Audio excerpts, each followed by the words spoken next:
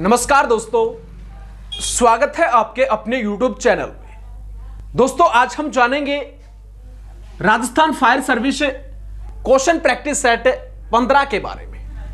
तो उससे पहले चैनल पर नए हैं तो एक बार सब्सक्राइब का बटन जरूर दबा दें। वीडियो अच्छी लगे तो लाइक करें, कमेंट करें, शेयर करें। तो चलिए फ्रेंड्स, अधिक समय ना लेते हुए टॉपिक को शुरू करते हैं। बहुत ही इंटरेस्टिंग प्रैक्टिस सेट है। जानते हैं फर्स्ट क्वेश्चन के बारे में। फर्स्ट क्वेश्चन हमसे पूछा गया कि वह ब्रांच जो धार के रूप में पानी फेंकती है और फायर ब्रांच को पकड़ने वाला पानी को नियंत्रित नहीं कर सकता, तो उस ब्रांच को किसके नाम से जानते हैं? Option A hose reel hose branch, option B foam branch, option C fog branch और ऑप्शन नंबर डी है ऑर्डिनरी ब्रांच। तो वह कौन सी ब्रांच होती है जो पानी को जेट के रूप में देने का काम करती है और जिसमें हम पानी को नियंत्रित नहीं कर सकते? तो किसके नाम से जाना जाता है उस ब्रांच को? आंसर होगा ऑप्शन नंबर डी, ऑर्डिनरी जो ब्रांच होती है वो। ऑर्डिनरी फायर ब्रांच पानी को जेट के रूप में देती है और उसमें पानी को नियंत्रित हम नहीं कर सकते। ब्रांच एक ऐसा उपकरण होता है जो होज के आगे की तरफ लगाया जाता है। जब भी हमें पानी को जेट के रूप में, फोक के रूप में, फुहार के रूप में देना होता है तो किसका प्रयोग करते हैं? इसे फायर ब्रांच का ही प्रयोग हम करते हैं। मुख्य रूप से दो प्रकार की फायर ब्रांच होती है, एक कंट्रोल फायर ब्रांच और दूसरी होती है non control fire branch. Control fire branch में सभी ब्रांचों के अंदर हेड कंट्रोल लीवर लगा होता है जिसके माध्यम से हम पानी को कंट्रोल कर सकते हैं। कम करना हो, अधिक करना हो या बंद करना हो तो कंट्रोल फायर ब्रांच में कर सकते हैं। इसका अपोजिट होता है दूसरा नॉन कंट्रोल फायर ब्रांच, जिसमें हमें पानी को कंट्रोल नियंत्रित नहीं कर सकते। एक बार फायर ब्रांच लगा करके पानी चालू कर दिया तो पानी जो है वो फायर टेंडर से ही हमें कम या अधिक करवाना होता है। तो ये दो प्रकार की मुख्य रूप से होती है। नेक्स्ट क्वेश्चन की तरफ बात करते हैं। नेक्स्ट क्वेश्चन पूछा गया कि वह ब्रांच जिसमें 30-40 डिग्री से स्प्रे लिया जा सके और 180 डिग्री तक हो सके। एक ऐसी ब्रांच जो 30 से 40 डिग्री से स्प्रे शुरू करती है और 180 डिग्री तक हम उसके माध्यम से स्प्रे कर सकते हैं, तो उस ब्रांच को किसके नाम से जाना जाता है? Option A London branch, option B diffuser, option C foam branch और ऑप्शन नंबर डी है इनमें से कोई नहीं। तो किसके नाम से जाना जाता है उस ब्रांच को? डिफ्यूजर ब्रांच के नाम से उस ब्रांच को जाना जाता है। नेक्स्ट क्वेश्चन की तरफ बात करते हैं।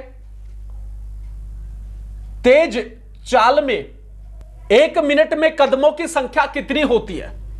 जब फायर ड्रिल करवाई जाती है तो उस दौरान तेज चाल में 1 मिनट में कदमों की संख्या कितनी होती है? ऑप्शन ए 140, ऑप्शन बी 65 और ऑप्शन नंबर डी है 180। सी 180 और डी है इनमें से कोई नहीं। तो इन चार ऑप्शन में देखना है कि तेज चाल में कदमों की संख्या 1 मिनट में कितनी होती। तो तेज चाल में कदमों की संख्या होती है 140, option number A. Next question की तरफ बात करते हैं। नेक्स्ट क्वेश्चन पूछा गया कि छोटी आग में नुकसान होता है, छोटी जो आग होती है उसमें कितने रुपए तक का नुकसान होता है? ऑप्शन ए 10,000 से 50,000, ऑप्शन बी 10,000 रुपए तक का, ऑप्शन सी 50,000 से ऊपर और ऑप्शन नंबर डी है सभी। तो छोटी आग के अंदर नुकसान कितने रुपए तक का होता है? 10,000 रुपए तक का नुकसान होता है। तो आंसर होगा option number B. Next question की तरफ बात करते हैं।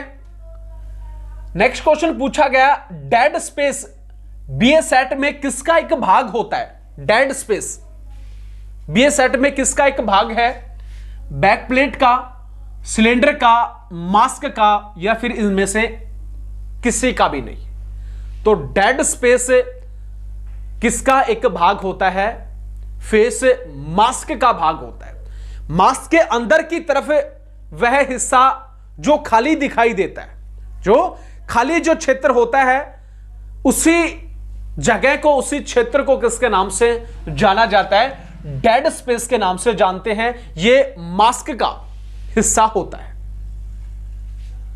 फेस जो मास्क होता है उसी का एक हिस्सा होता है। आंसर होगा सी, फेस मास्क। नेक्स्ट क्वेश्चन की तरफ बात करते हैं। नेक्स्ट क्वेश्चन पूछा गया, प्रेशर गेज की सुई का 0 के ऊपर आने का अर्थ क्या होता है? जब भी प्रेशर गेज की सुई 0 के ऊपर आ जाती है तो उसका अर्थ क्या होगा? ऑप्शन ए, पिछली लाइन में जोड़ का खुल जाना। ऑप्शन बी, इंजन का बंद हो जाना। ऑप्शन सी, आगे लाइन के अंदर जोड़ खुल जाना। और ऑप्शन नंबर डी है वाल्व का बंद हो जाना। तो प्रेशर गेज में सुई 0 के ऊपर आने का अर्थ होता है आगे लाइन के अंदर जोड़ का खुल जाना। जो ही आगे की तरफ लाइन का जोड़ खुलता है, प्रेशर गेज 0 के ऊपर आ जाती है। तो आंसर होगा option number C. Next question की तरफ बात करते हैं। नेक्स्ट क्वेश्चन पूछा गया कि नस्लें किसे कहा जाता है? नस्लें किसे कहा जाता है? ऑप्शन ए है वस्तुओं के प्रकार को। ऑप्शन बी, आंख के स्तर को। ऑप्शन सी, यात्रियों के बैठने की जगह को। और ऑप्शन नंबर डी है नन ऑफ दीज। तो इनमें से आंसर को देखना है कि नस्लें किसे कहा जाता है। तो नस्लें कहा जाता है हवाई जहाज में यात्रियों के बैठने की जो जगह होती हैं, उस जगह को किसके नाम से जानते हैं? नस्लों के नाम से जानते हैं। तो आंसर होगा ऑप्शन नंबर सी, यात्रियों के बैठने की जगह को। नेक्स्ट क्वेश्चन है, डीसीपी टाइप एक्सटिंग्विशर का प्रयोग होता है ए क्लास फायर के लिए, बी क्लास फायर के लिए, सी क्लास फायर के लिए। और ऑप्शन नंबर डी है उपरोक्त सभी के लिए।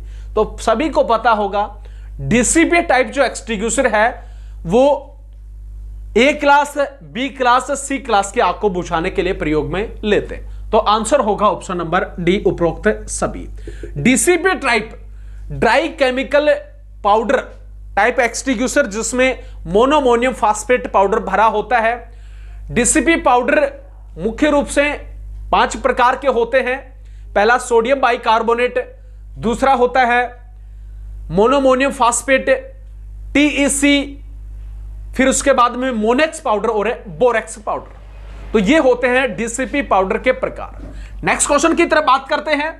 नेक्स्ट क्वेश्चन पूछा गया, काउंटर फायर होती है। काउंटर जो फायर है वो क्या होगी? आग को बुझाने के लिए आग का लगाना। ऑप्शन नंबर बी, आग को भड़काना। ऑप्शन सी, आग को ढकना। और ऑप्शन नंबर डी है सभी। तो काउंटर फायर होती है आग को बुझाने के लिए एक आग लगानी, उसी को काउंटर फायर के नाम से जानते हैं। तो आंसर होगा ऑप्शन नंबर ए, आग को बुझाने के लिए आग को लगाना। जैसे यहां पर आग लगी हुई है, ठीक है, यहां पर आग लगी हुई है तो आगे की तरफ आग जो है वो लगा दी जाती है एक प्रशिक्षित जो फायर ऑफिसर होता है उसके माध्यम से, जिसको अच्छी नॉलेज है। तो अब यहां से यहां पर जो आग है वो आगे की तरफ बढ़ रही है कंटिन्यू, और यहां से हमने आग जो है वो शुरू कर दी, लगा दी। अब यहां से जो आग है वो इस तरफ की बढ़ेगी, जाहिर सी बात है। यहां पर दोनों जो आग है वो मिल जाती है आपस में। पीछे की तरफ जितना भी जो ईंधन था वो खत्म हो चुका, क्योंकि हमने जो आग लगाई उसके माध्यम से जलकर वो राख हो गया, और पीछे से इस आग ने भी सारा जो ईंधन है वो जला दिया। अब दोनों आग इस स्थान के ऊपर मिल जाती हैं, तो उसके बाद में मिलने के बाद में वहां पर ईंधन उनको नहीं मिल पाता। यहां पर आएंगी दोनों तो यहां पीछे की तरफ बढ़ नहीं सकती, क्योंकि पीछे की तरफ जितना भी जो ईंधन था वो हमने काउंटर फायर जो लगाई उसके माध्यम से आग जो सारा ईंधन जला दिया। इस तरीके से आग आगे की तरफ नहीं बढ़ पाती, और इसी के कारण से हम काउंटर फायर के माध्यम से जंगल की आग को बुझाने का काम करते हैं। तो काउंटर फायर होती है आग को बुझाने के लिए आग को लगाना। ये कि प्रशिक्षित जो फायर ऑफिसर होता है वो ही काउंटर फायर लगा सकता है। नेक्स्ट क्वेश्चन की तरफ बात करते हैं कि डालीज किसे कहते हैं? डालीज किसे कहते हैं? सक्शन होज, ऑप्शन बी है डिलीवरी होज के छोटे छोटे टुकड़ों, तकिए के आकार का। ऑप्शन सी है होजरील होज के छोटे छोटे टुकड़ों। तो इन्हें के अंदर हमें आंसर को सिलेक्ट करना है कि डालीज किसे कहा जाता है। तो डालीज होता है ऑप्शन नंबर बी, डिलीवरी होज के जो छोटे छोटे टुकड़े होते हैं उनके अंदर लकड़ी का बुरादा या फिर मिट्टी भर के एक तकिए के आकार का एक उपकरण बना दिया जाता है। तो उसी को किसके नाम से जानते हैं? डालीज के नाम से जाना जाता है। तो यह था आज का प्रैक्टिस सेट। कितने क्वेश्चन आपके राइट हुए एक बार कमेंट सेक्शन में जरूर बताएं। वीडियो अच्छी लगी तो लाइक करें, कमेंट करें, शेयर करें। तब तक के लिए जय हिंद, जय भारत।